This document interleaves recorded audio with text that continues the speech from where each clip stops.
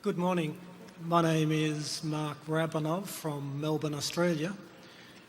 My question is, Berkshire has bought a lot of shares over the last 12 months in listed companies.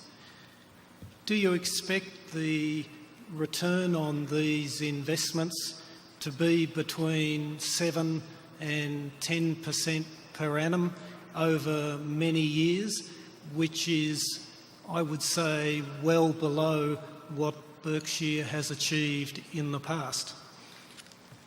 The answer to that is yes. We would be very happy if we could buy common stocks where our expectation over a long period, pre-tax, from a combination of dividends and capital gains, we'd be very happy if we thought it was going to be 10%.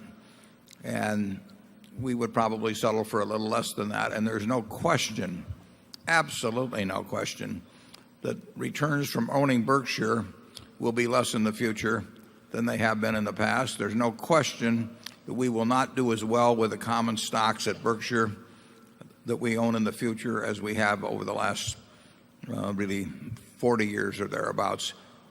We operate now in a universe of marketable stocks where we're talking about companies with market caps of at least 10 billion. In most cases, to have a meaningful impact on Berkshire, we're talking much bigger than that, maybe 50 billion and up.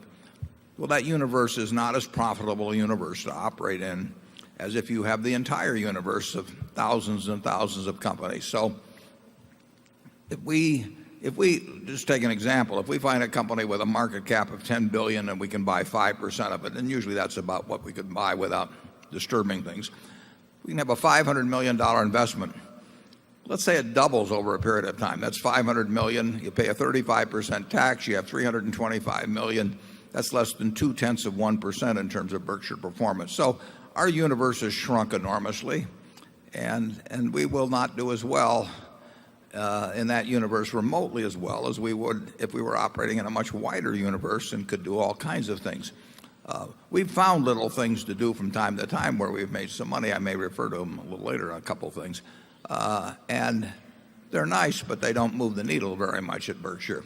So anyone that expects us to come close to replicating the past should sell their stock. I mean, because it isn't going to happen. And, I think we're going to get decent results over time, but we're not going to get indecent results. And in this field, we prefer indecent, but we're not going to get them. Charlie? I think you can take Warren's promises to the bank. We are very happy making money at a rate in the future that is way less than the rate at which we made money in the past. And I suggest that you adopt the same attitude.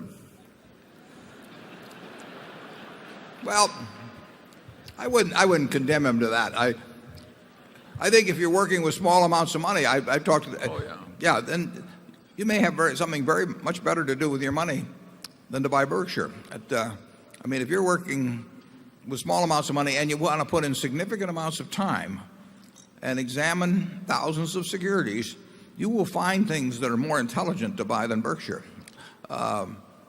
We still think Berkshire is an attractive investment over a long period of time. We think that it stacks up reasonably well with other very large companies.